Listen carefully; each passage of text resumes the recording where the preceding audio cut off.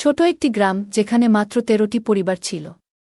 এই গ্রামে রাজেন্দ্র চৌধুরী ও সুনিতা চৌধুরী নামে এক দম্পতি বসবাস করতেন। তাদের মেয়ে তানিশা এবার মাধ্যমিক পরীক্ষায় অংশগ্রহণ করতে চলেছিল। তানিশা পড়াশোনায় খুব ভালো না হলেও দেখতে খুব সুন্দর ছিল। গায়ের রং ছিল অনেক ফর্সা। তাদের পরিবারে দারিদ্র্য ছিল, কিন্তু তানিশার ব্যক্তিত্ব এমন ছিল যে তার সৌন্দর্য সবাইকে মুগ্ধ করত। বলা হয়, ঈশ্বর সকলের জন্য সবকিছু সমানভাবে দেন না, তবে কাউকে বিশেষ কোনো গুণ দিয়ে দেন। তানিশা ছিল খুবই দরিদ্র ঘরের মেয়ে, কিন্তু তার সৌন্দর্য এতটাই নজরকাড়া ছিল যে অনেকেই তার সঙ্গে বিয়ে করার ইচ্ছা প্রকাশ করত। তানিশার একটি খুব ভালো বন্ধু ছিল, তার নাম ছিল প্রিয়া। প্রিয়া ও তানিশা একে অপরের খুব ঘনিষ্ঠ ছিল। তারা প্রতিদিন একসঙ্গে স্কুলে যেত। প্রিয়া ছিল খুবই প্রাণবন্ত এবং সবসময় তানিশাকে উৎসাহ দিত। একটি মফস্বল এলাকার স্কুলে তানিশা ও প্রিয়া নামের দুই বান্ধবী পড়াশোনা করত। তানিশা ছিল খুবই শান্ত স্বভাবের, আর প্রিয়া ছিল চটপটে এবং একটু চালাক প্রকৃতির। স্কুলে প্রিয়ার খুব জনপ্রিয়তা ছিল, কারণ তার সাহসিকতা এবং আত্মবিশ্বাস। সে ২০ জন ছেলে তার প্রতি আকৃষ্ট ছিল, আর এটা নিয়ে প্রিয়া বেশ গর্ববোধ করত। নতুন কোনো ছাত্র স্কুলে যোগ দিলেই প্রিয়া তার আশেপাশে ঘুরে বেড়াত। ধীরে ধীরে ছেলেরা তার সঙ্গে বন্ধুত্ব করতে চাইত এবং তার প্রভাবে পড়ত। তবে প্রিয়া কখনো একেকজনের সঙ্গে ১০ দিনের বেশি সম্পর্ক রাখত না। এই বিষয়গুলো তানিশার একেবারেই ভালো লাগত না, আর সে পেশমুখী প্রিয়াকে বোঝানোর চেষ্টা করত। কিন্তু প্রিয়া মজা করে বলত, ছেলেরা এমনিতেই পাগল, আর আমাকে এই সুযোগটা নিতে দাও। নতুন জামাকাপড়, টাকা, সবকিছুই তো পাই। প্রিয়া আরও বলত যে সে স্কুলের পরীক্ষাগুলোতে এমনভাবেই পাশ করেছে। আমি তো ৮ম থেকে ১০ম শ্রেণী পর্যন্ত এইভাবে পাশ করেছি। একবার আমাদের গণিতের শিক্ষক কৌশিক স্যার আমাকে সাহায্য করেছিলেন। বলার সময় প্রিয়ার গলায় এক ধরনের হাসি ফুটে উঠত। তানিশা অবাক হয়ে তাকে বলত, কিভাবে তুমি এমন কাজ করতে পারো? ওরা আমাদের শিক্ষক। প্রিয়া হেসে উত্তর দিত, গণিত আমার একেবারেই ভালো লাগে না, তাই একটু বুদ্ধি খাটিয়ে কাজ চালিয়েছি। তানিশা আরও প্রশ্ন করত, তাহলে এবার কি করবে? এখন তো বোর্ড পরীক্ষা, সেখানে স্কুলের শিক্ষকেরা আর সাহায্য করতে পারবে না। প্রিয়া উত্তর দিত, দেখি কি হয়, সময়মতো ব্যবস্থা করে নেব। প্রিয়া ও তানিশা একই ক্লাসের ছাত্রী ছিল। একদিন প্রিয়া তানিশাকে বলল, তুই আমার ভালো বন্ধু, তাই বলছি। পরীক্ষার দায়িত্বে যে থাকবেন তিনি আমাদের গণিত শিক্ষক কৌশিক স্যারের পরিচিত। শনিবার স্যার তার সঙ্গে আমার দেখা করাবেন। একবার তার সামনে নিজেকে উপস্থাপন করতে পারলে আমি দ্বাদশ শ্রেণী সহজেই পাশ করে যাব। শুধু গণিত নিয়ে একটু টেনশন আছে, বাকি সব আমি সামলে নিতে পারব। এই কথোপকথনের পর তারা দুজনে নিজ নিজ বাড়ি চলে গেল। কিন্তু তানিশার মন থেকে প্রিয়ার কথা কিছুতেই মুছতে পারছিল না। সে নিজের মনে বলল, এটা তো মোটেও সঠিক নয়। প্রিয়া পাগলের মতো আচরণ করছে। এসব করে সে কোথায় যাচ্ছে? আমাদের শিক্ষকেরা এসব ভাবেন কিভাবে? এমন নানা চিন্তা করতে করতে তানিশা ঘুমিয়ে পড়ল। পরের দিন তারা ক্লাসে ছিল। কৌশিক স্যারের ক্লাস শুরু হল। স্যার মাঝে মাঝে প্রিয়ার দিকে তাকাচ্ছিলেন। ক্লাস শেষে স্যার একে একে সবার হোমওয়ার্ক চেক করতে শুরু করলেন। প্রিয়া হোমওয়ার্ক করেনি। যখন সে স্যারের কাছে গেল, তখন স্যার হোমওয়ার্ক চেক করার ভান করে তার খাতায় একটি চিঠি রেখে দিলেন। স্কুল শেষে প্রিয়া চিঠিটি তানিশাকে দেখিয়ে বলল, দেখ, পরীক্ষায় পাস করার রাস্তা পেয়েছি। কাল কৌশিক স্যার আমাকে তার বাড়িতে ডেকেছেন। পরীক্ষার ইনচার্জও সেখানে আসবেন। একবার তার সঙ্গে দেখা করতে পারলেই আমার গণিত নিয়ে আর কোনো টেনশন থাকবে না। তানিশা অবাক হয়ে বলল, প্রিয়া, এসব কেন করছিস? একটু চেষ্টা করে নিজে পড়াশোনা করলেই তো পাশ করতে পারিস। তানিশা তাকে বোঝানোর অনেক চেষ্টা করল, কিন্তু প্রিয়ার ওপর কোনো প্রভাব পড়ল না। উল্টো প্রিয়া বলল, সব ঠিক হয়ে যাবে, দেখিস। কাল তুই আমার সঙ্গে চল। তানিশা কড়া সুরে বলল, আমি আর তোর সঙ্গে যাব না। তুই যা করার কর, আমাকে এসবের মধ্যে টানবি না। প্রিয়া কিছুক্ষণ চুপ করে থেকে বলল, ঠিক আছে, স্যারের বাড়ির কাছেই একটা মাঠ আছে, তুই সেখানে থাকিস। প্রয়োজন হলে আমি তোর কাছে চলে আসব। তানিশা অনিচ্ছা সত্ত্বেও রাজি হয়ে গেল।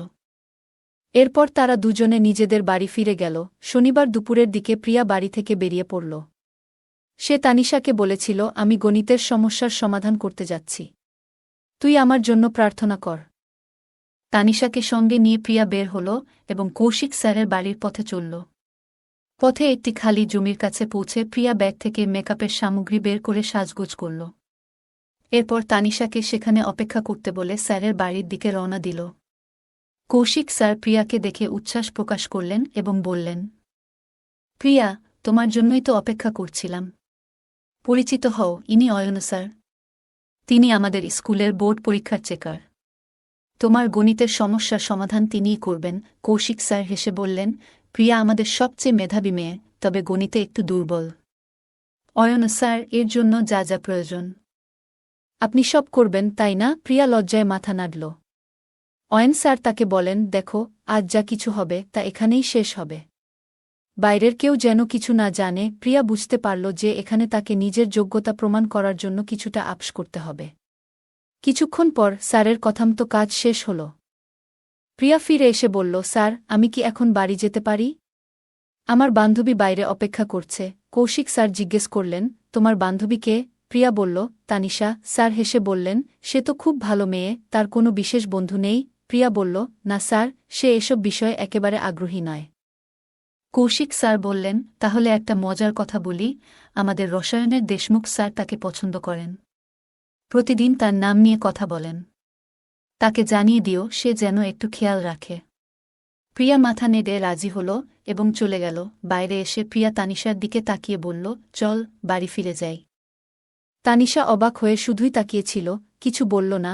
কৌশিক স্যারের বাড়ি থেকে বের হওয়ার পর প্রিয়া ভাবতে লাগল, তানিশাকে কি সব জানানো উচিত হবে।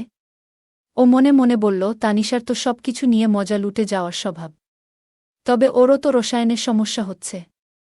একবার যদি তাকে সুযোগ করে দিই, তবে ওরও উপকার হবে। ধীরে ধীরে প্রিয়া তানিশার কাছে এলো। তাকে দেখে তানিশা হেসে বলল, কি রে প্রিয়া, বড়সড় নিবন্ধ লিখতে হলো নাকি? নাকি স্যারকে পুরো একটা গল্প লিখে দিয়ে এলি? প্রিয়া একটু রেগে গিয়ে বলল, তুই মজা নিচ্ছিস না? এত হাসির কি আছে? তানিশা তখন বলল, আচ্ছা আচ্ছা, রাগ করিস না। এবার বল, কি হলো? প্রিয়া হালকা হাসি দিয়ে বলল, আজ তো অনেক বড় নিবন্ধ লিখে এলাম। তবে কৌশিক স্যার না, অয়ন স্যার বেশ কঠোর মানুষ। তবে তিনি ভালো, একটু কড়া, কিন্তু খারাপ লাগেনি। আর হ্যাঁ, তোর জন্য একটা চমক আছে। তানিশা অবাক হয়ে বলল, চমক? কি রে, এত উচ্ছ্বাস কেন? প্রিয়া মজা করে বলল, ধীরে ধীরে বলবো। তবে আগে বল, তুই এত উৎসাহিত কেন? তানিশা হাসতে হাসতে বলল, তুই যা বলছিস তা শোনার পর মনে হচ্ছে পুরো গল্পটাই খুব মজার। তবে কৌশিক স্যার কি ওখানে ছিলেন? প্রিয়া হেসে বলল, তুইও পাগল। সবকিছু কি জানতেই হবে তোকে? তানিশা একটু থেমে বলল, তোর কথা শুনে মনে হচ্ছে তুই একটু সমস্যায় পড়েছিস। তবে বল, সব ঠিক আছে তো? প্রিয়া বলল, ও একটা কথা বলি, একবার তুইও অভিজ্ঞতা নিয়ে দেখ, তখন সব বুঝবি। তানিশা মাথা নেড়ে বলল, আমার মতো একজন সাধারণ মেয়েকে দেখবে কে? তুই যা বলছিস তাতে আমার তো কিছু হবে না। প্রিয়া মুচকি হেসে বলল, তুই সাধারণ হতে পারিস, কিন্তু তাদের চোখে তা নয়। এসব মানুষ আসলে মজা নেয়। তানিশা একটু রেগে বলল, আচ্ছা চুপ কর, আজ তোর অনেক কথা শুনলাম। তুই এখনও স্বপ্নে আছিস? প্রিয়া হেসে বলল, হ্যাঁ রে, স্বপ্নেই আছি।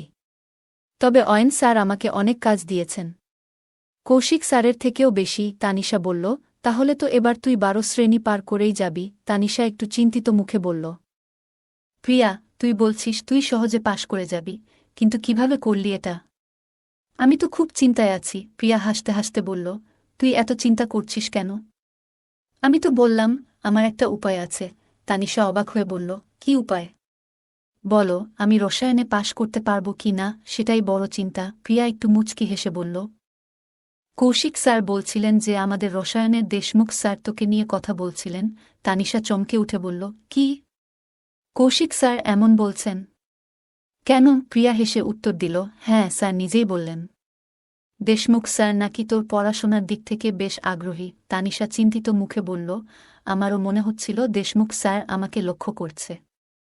কয়েকবার তো আমাকে আলাদা করে কথা বলার চেষ্টা করেছে। প্রিয়া মজা করে বলল, তাহলে যা, তার সঙ্গে কথা বল।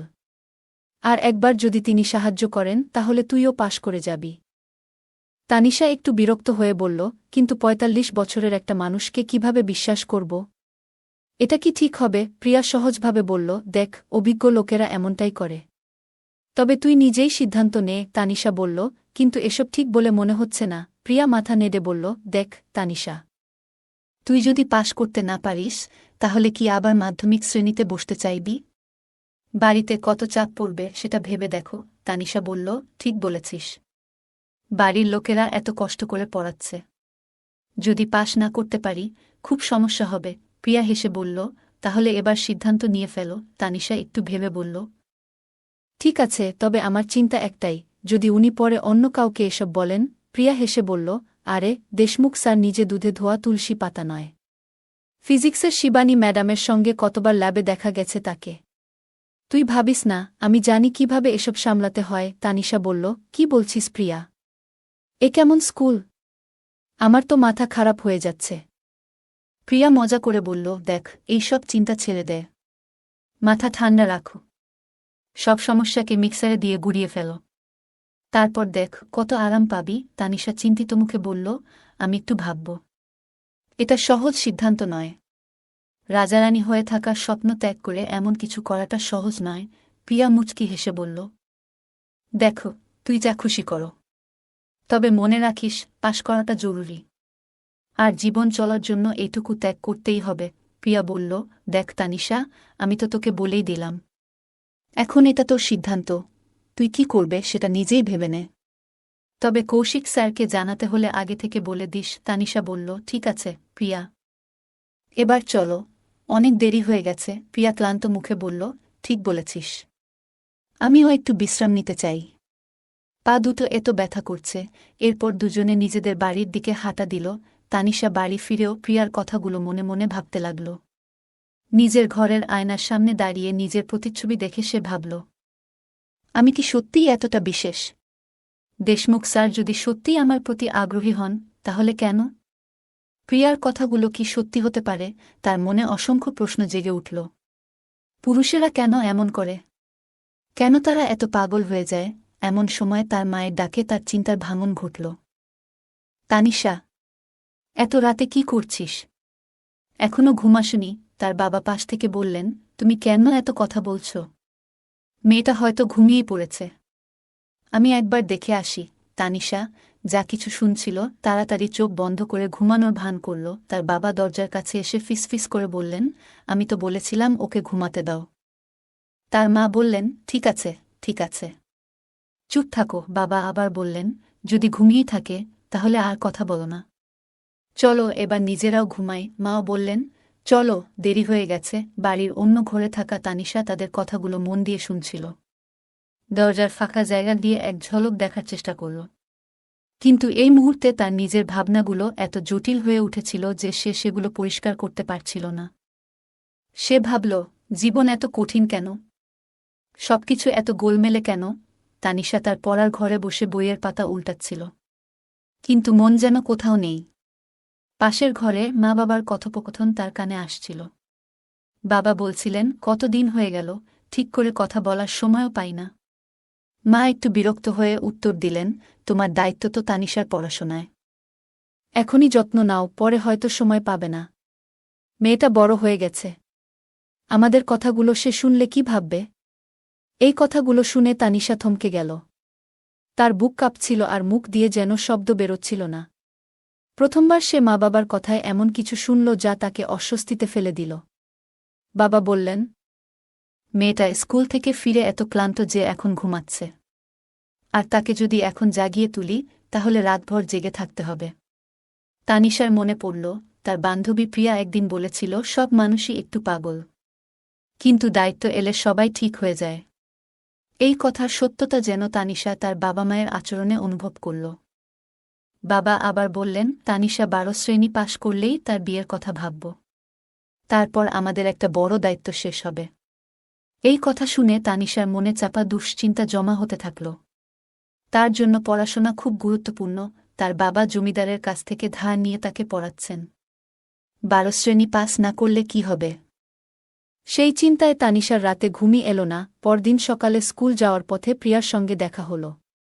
তানিশা বলল, সকালবেলা বাবামা কথা বলছিলেন, যদি আমি 12 শ্রেণী পাশ করি তাহলে আমার বিয়ে দিয়ে দায়িত্ব শেষ করবেন। প্রিয়া হেসে বলল, এটা তো ভালো কথা, পড়াশোনা শেষ করো আর বিয়ের পর নিশ্চিন্ত থাকো। কিন্তু তানিশা বিরক্ত হয়ে বলল, ভালো কি? আমার তো কেমিস্ট্রির ভয় লাগছে। এই বিষয়টা পাশ করা আমার কাছে এক দুঃস্বপ্নের মতো। তানিশা জানত তাকে কঠিন পরিশ্রম করতে হবে। মন শক্ত করে সে ঠিক করল, এখন সময় নষ্ট না করে পড়াশোনায় মনোযোগ দেবে। কারণ তার ভবিষ্যৎ শুধুমাত্র তার নিজের হাতেই। সকালবেলা তানিশা আর প্রিয়া স্কুলের দিকে হাঁটছিল। তানিশার মুখে চিন্তার ছাপ স্পষ্ট। প্রিয়া বলল, কি ব্যাপার তানিশা? এত চিন্তিত কেন? তানিশা বলল, আমি কেমিস্ট্রিতে খুব পিছিয়ে আছি। যদি 12 শ্রেণী পাস না করতে পারি তাহলে বাবা মার স্বপ্ন ভেঙে যাবে। বাবা তো জমিদারের কাছ থেকে ধার নিয়ে আমাকে পড়াচ্ছেন। এই কথা শুনে প্রিয়া একটু হাসল।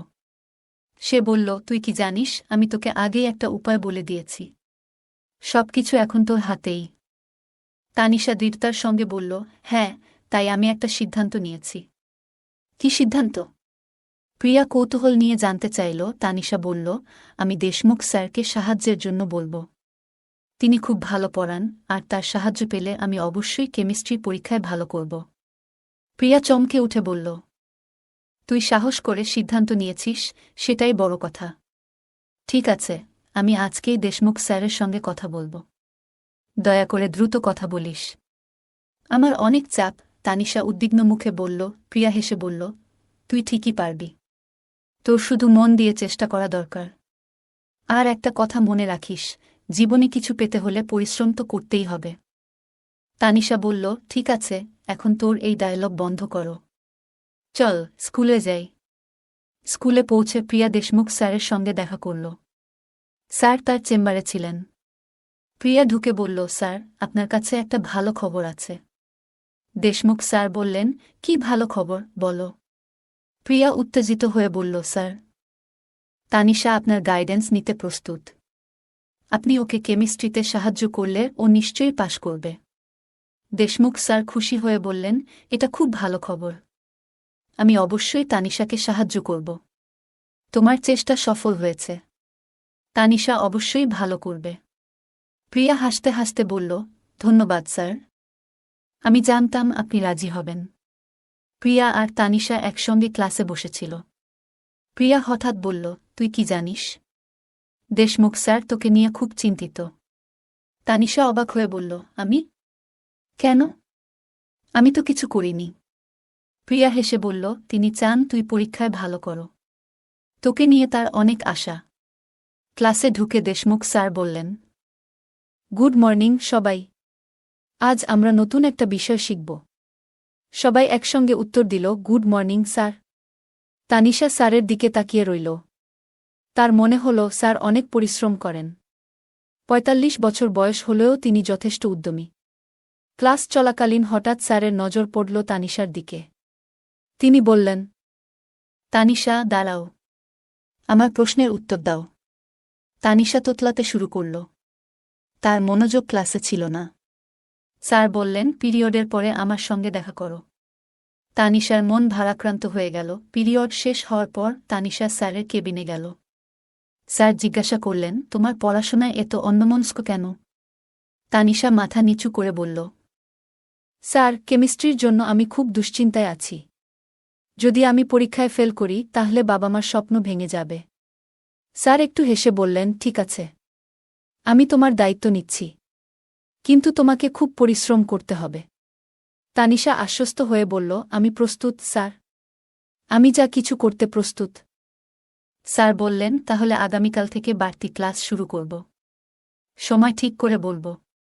তানিশা স্যারের প্রতি কৃতজ্ঞতা জানিয়ে ক্লাসে ফিরে এলো। ক্লাসে ফিরে প্রিয়া জানতে চাইল, কি বলল স্যার?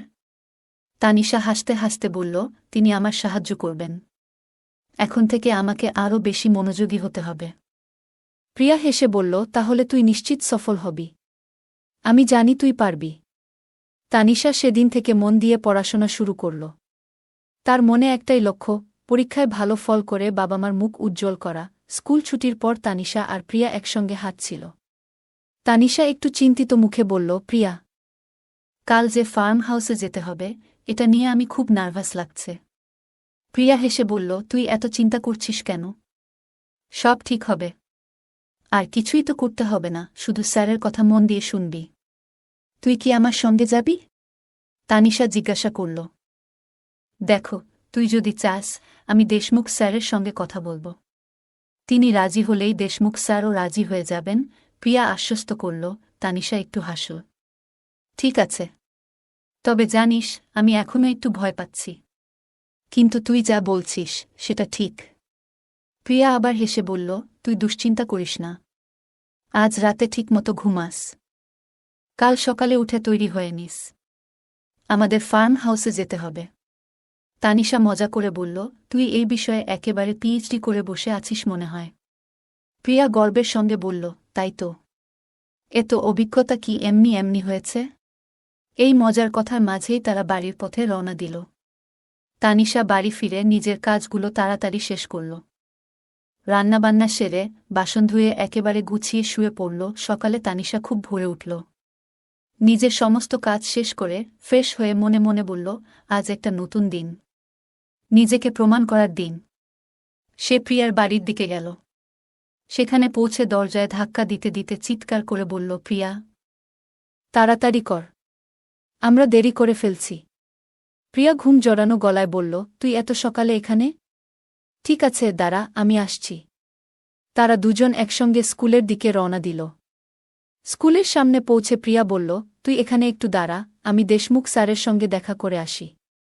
কিছুক্ষণ পরে প্রিয়া ফিরে এসে জানাল, সব ঠিক হয়ে গেছে।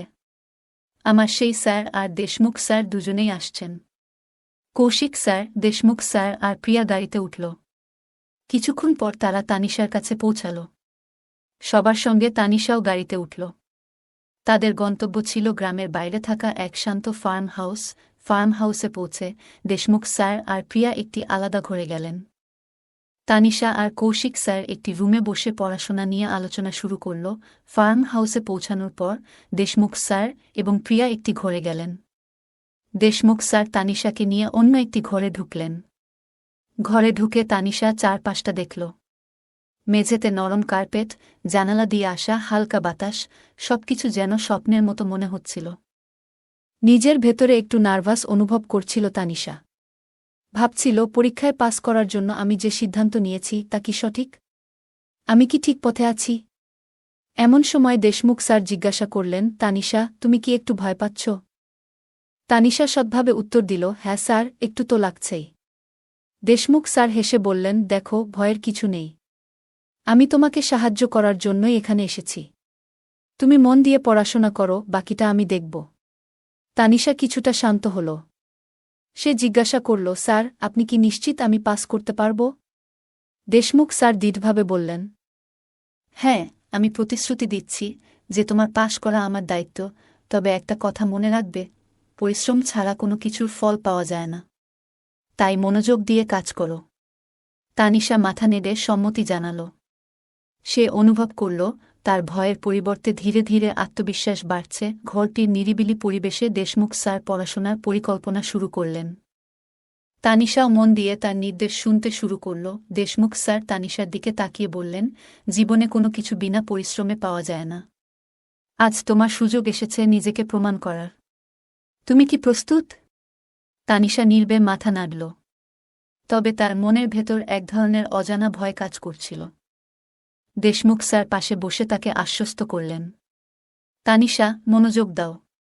পরীক্ষায় ভালো ফলাফল করার জন্য এই পড়াশোনা খুব জরুরি। আমি জানি তোমার ভেতর সাহস আছে, তাই তুমি এটা করতে পারবে। তানিশা শান্তভাবে বলল, স্যার, আমি চেষ্টা করব। তবে এটা আমার জীবনে প্রথমবার। দেশমুখ স্যার হেসে বললেন, আমি আছি তোমার পাশে।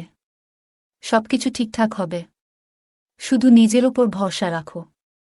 অন্য ঘরে প্রিয়া এবং কৌশিক স্যার আলোচনা করছিলেন। তাদের কথার শব্দ এই ঘরেও শোনা যাচ্ছিল। দেশমুখ স্যার তানিশাকে বুঝিয়ে বললেন, তোমার বন্ধু প্রিয়া কতটা পরিশ্রম করছে দেখো।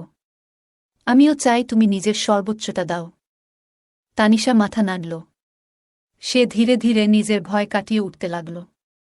কয়েক ঘণ্টার নিবিড় অধ্যবসায়ের পর দেশমুখ স্যার বললেন, তোমার পড়ার অগ্রগতি দেখে আমি খুশি। আজ অনেকটা শেখা হয়েছে। এদিকে স্কুল ছুটির সময় ঘনিয়ে এল। প্রিয়া এসে তানিশার সঙ্গে কথা বলল, তোমার কেমন লাগছে? তানিশা মুচকি হেসে বলল, অনেক ভালো। মনে হচ্ছে সবকিছু সহজ হয়ে যাবে। পরীক্ষার প্রস্তুতি শেষ করে তারা বাড়ি ফিরল। সেই দিনগুলো কঠোর অধ্যবসায়ে কেটে গেল। অবশেষে পরীক্ষা হল। রেজাল্টের দিন এসে গেল। তানিশা আর প্রিয়া নিজেদের ফলাফল দেখতে স্কুলে গেল। প্রিয়া খুশিতে চিৎকার করে উঠল, তানিশা, তোমার কেমিস্ট্রিতে এত ভালো নম্বর! তুমি তো দ্বিতীয় স্থান অর্জন করেছ স্কুলে। তানিশার চোখ ভরে গেল আনন্দে। সে বলল, শেষমেশ আমার পরিশ্রম ফল দিয়েছে। আমার বাবাও আজ খুব খুশি হবেন। স্কুলে তানিশার সাফল্য উদ্যাপন করা হল। তার সম্মানে একটি সংবর্ধনার আয়োজন করা হল। দিনগুলো ধীরে ধীরে কেটে যাচ্ছিল। তানিশার পরিবার তার ভবিষ্যতের জন্য স্বপ্ন দেখছিল, কিন্তু জীবনের পথে বাধা আসা স্বাভাবিক। গ্রামের জমিদার প্রতাপ সিংহ, যার কাছ থেকে তানিশার বাবা ঋণ নিয়েছিলেন, এক নতুন সমস্যার সৃষ্টি করলেন। তানিশা এবং তার পরিবারকে এখন সেই চ্যালেঞ্জ মোকাবিলা করতে হবে। তানিশার বাবা, রাজেন্দ্র চৌধুরী, নিজের মেয়ের পড়াশোনার খরচ চালানোর জন্য গ্রামের জমিদার প্রতাপ সিংহের কাছ থেকে ঋণ নিয়েছিলেন। যদিও ঋণের একটা বড় অংশ ইতিমধ্যেই শোধ করা হয়েছিল, জমিদার প্রতাপ সিংহ তাতে চক্রবৃদ্ধি সুদ চাপিয়ে দেন। সুদের এই ভার মেটানো রাজেন্দ্র চৌধুরীর পক্ষে অসম্ভব হয়ে দাঁড়ায়। জমিদার এবার রাজেন্দ্র চৌধুরীর ওপর চাপ সৃষ্টি করতে শুরু করল। একদিন তাকে নিজের বাড়িতে ডেকে অপমান করল এবং শারীরিকভাবে হেনস্থা করল। এই ঘটনায় রাজেন্দ্র চৌধুরী আরও অসহায় হয়ে পড়েন। তানিশা এইসব দেখে ভেঙে পড়ে, কিন্তু সে তখন কিছুই করতে পারছিল না। কিছুদিন পরে তানিশা তার পুরনো বন্ধু প্রিয়ার সাথে দেখা করতে যায়। অনেকদিন পর দেখা হওয়ায় প্রিয়া তানিশার মুখ দেখে জিজ্ঞাসা করল, কি হয়েছে রে তানিশা? এত মলিন দেখাচ্ছে কেন তোকে?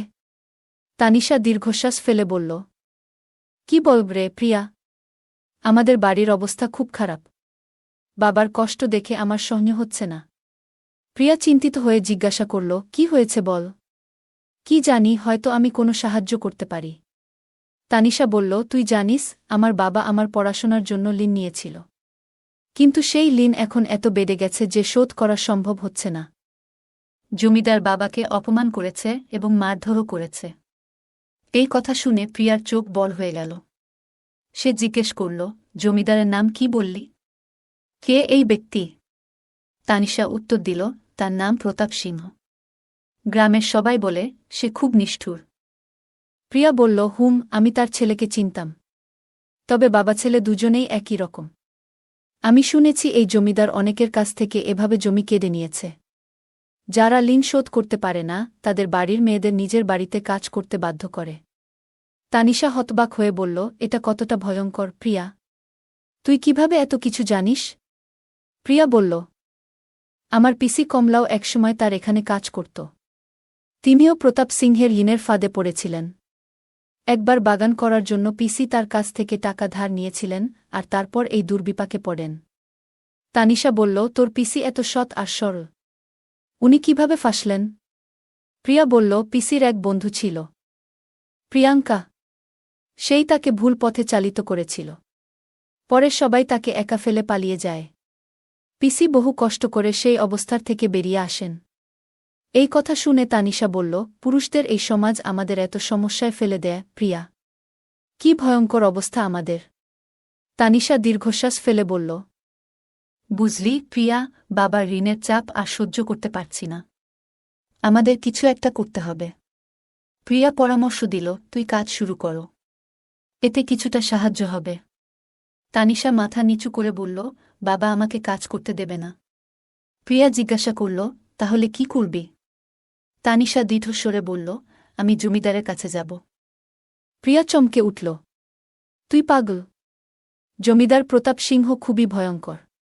তানিশা বলল, ঝুঁকি তো নিতেই হবে। বাবার জন্য সব করতে পারি। সেদিন রাতে প্রিয়াকে নিয়ে জমিদারের বাড়িতে পৌঁছাল তানিশা। সাহস করে প্রাসাদের ভেতরে ঢুকল।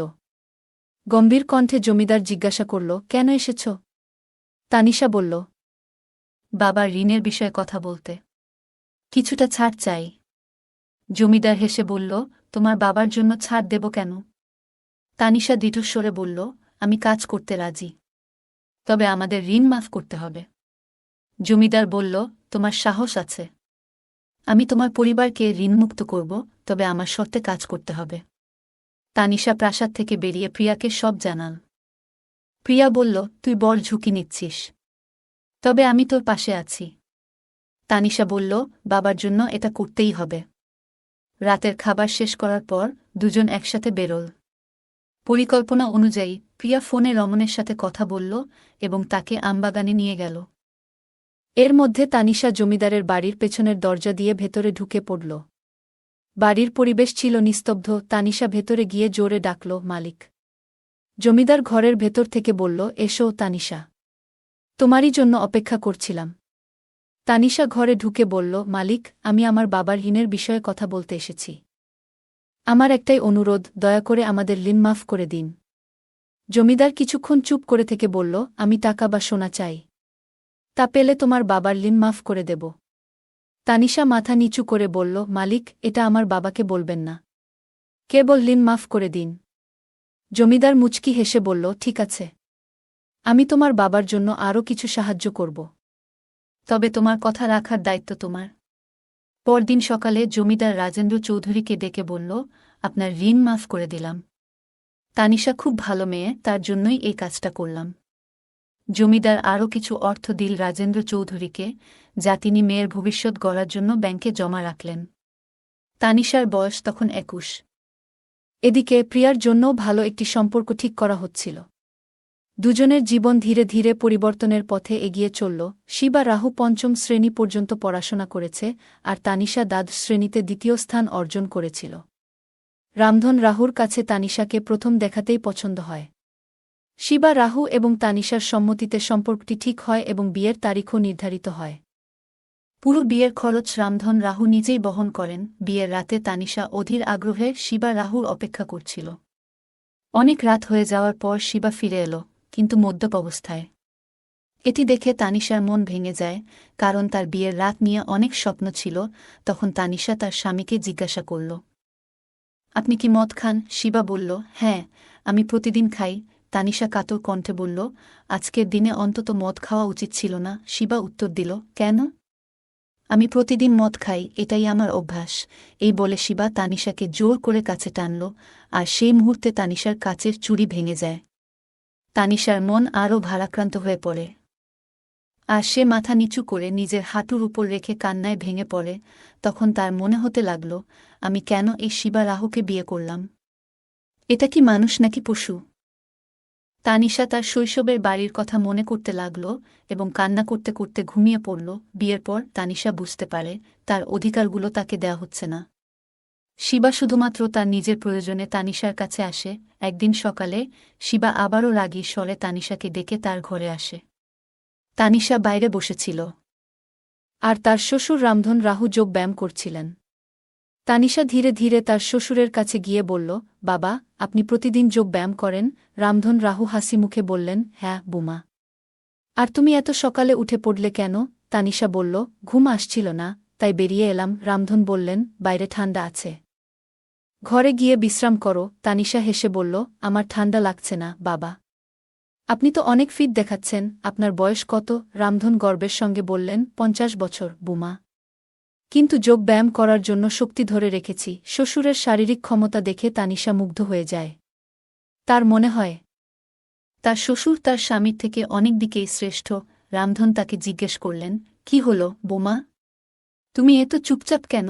তানিশা বলল, না কিছু না বাবা, আসলে এখানে বসতেই ভালো লাগছে, ঘরে যেতে ইচ্ছে করছে না। রামধন বললেন, ঠিক আছে, তুমি বসো, আমি আবার যোগব্যায়াম শুরু করি। এই বলে তিনি যোগব্যায়াম করতে শুরু করলেন, আর তানিশা পাশে বসে চুপচাপ তাকে দেখতে লাগল। শ্বশুরের দৃঢ় শরীর দেখে তানিশার মনে ভালো লাগা তৈরি হয়। এভাবে প্রতিদিন সকালে তানিশা উঠে শ্বশুরের যোগব্যায়াম দেখা শুরু করে, কিন্তু সমাজের বদনামের ভয়ে কিছু বলতে পারে না। এক রাতে তানিশা শ্বশুরের ঘর থেকে কিছু আওয়াজ শুনতে পায়। কৌতূহলবশত সে দরজার কাছে গিয়ে শোনার চেষ্টা করে। রামধন বলছিলেন, পার্বতী, কিছু বলো না। এমন নীরব থেকে আর কতদিন চলবে? পার্বতী ক্লান্ত স্বরে বললেন, চুপ করে ঘুমাও, সময় নেই এসবের জন্য। রামধন হতাশ হয়ে বললেন, তোমার এই উপবাস আর নির্লিপ্ততায় আমার দম বন্ধ হয়ে যাচ্ছে। পার্বতী রাগান্বিত গলায় বললেন, চুপ থাকো, ঘুমাও। রামধন কোনো কথা না বলে শান্ত হয়ে গেলেন। তানিশা বিষয়টি বুঝতে পারল যে তার শ্বশুরও নিজের দাম্পত্য জীবনে সুখী নয়। সেই দিন থেকেই তানিশা তার শ্বশুরের প্রতি তার আচরণে কিছু পরিবর্তন আনে। এক সকালে রামধন তাকে জিজ্ঞেস করলেন, বুমা, তোমার শাশুড়ি কোথায় গেছে? তানিশা সকালে রান্নাঘরে কাজ করছিল, আর তার শ্বশুর রামধন রাহু উঠোনে বসে গাছ পরিষ্কার করছিলেন। তানিশা তাকে দেখে কাছে গিয়ে বলল, বাবা, মা মন্দিরে গেছেন তো? রামধন বললেন, হ্যাঁ বুমা, তার উপবাস চলছে। তানিশা মৃদু হেসে বলল, আপনার মুখ দেখে মনে হচ্ছে আপনি একটু ক্লান্ত, আমি চা নিয়ে আসি। রামধন মাথা নাড়লেন, ঠিক আছে। কিছুক্ষণ পর তানিশা চা নিয়ে এলে দুজনেই চুপচাপ বসে চা খেতে লাগল। এমন সময় পার্বতী তানিশার শাশুড়ি এসে বললেন, আমি আর শিবা দুদিনের জন্য মন্দিরে যাচ্ছি। বাড়ি ঠিকমতো দেখে রাখবে। রামধন বললেন, তোমার মা ছেলে একসঙ্গে যাচ্ছ, তাহলে বাড়ির কাজ কে সামলাবে? তানিশা হেসে বলল, বাবা, আমি তো আছি, আপনি নিশ্চিন্ত থাকুন। পরের দিন পার্বতী আর শিবা মন্দিরে চলে গেলেন। বাড়িতে তখন শুধুমাত্র তানিশা আর রামধন ছিলেন। তানিশা সকালের কাজ সেরে রামধনের জন্য ফল ও জল নিয়ে এল। রামধন বললেন, তোমার শাশুড়ি চলে যাওয়ায় তুমি খুব ব্যস্ত হয়ে পড়েছ, তাই না? তানিশা বলল, না বাবা, বাড়ির কাজ করা তো আমার দায়িত্ব, আপনি বরং বিশ্রাম নিন। রামধন মৃদু হেসে বললেন, তুমি অনেক যত্নশীল মেয়ে, তোমার মতো মেয়েকে বুমা হিসেবে পেয়ে আমরা ভাগ্যবান। তানিশা মাথা নিচু করে হাসল। এরপর থেকে তারা দুজনেই প্রতিদিন নিজেদের কাজ সেরে বাড়ি পরিষ্কার এবং সময় কাটাতে শুরু করল। এভাবেই তানিশার জীবন চলতে থাকল। অপরদিকে প্রিয়ারও বিয়ে হয়েছে, সেও তার বিবাহিত জীবনে সুখী নয়। বন্ধুরা, গল্পটা কেমন লাগলো জানাতে ভুলবেন না। এই রকম আরও গল্প শুনতে চাইলে কমেন্টে জানাও। বন্ধুরা, যদি এই গল্পটি ভালো লেগে থাকে তাহলে দয়া করে ভিডিওটি লাইক করুন এবং আমাদের চ্যানেলটি সাবস্ক্রাইব করুন। পাশে থাকা বেল আইকনটি প্রেস করুন, যাতে করে আমরা যখনই নতুন ভিডিও আপলোড করি তার নোটিফিকেশন সবার আগে আপনার কাছে পৌঁছে যায়। ধন্যবাদ, দেখা হবে আমাদের পরবর্তী ভিডিওতে।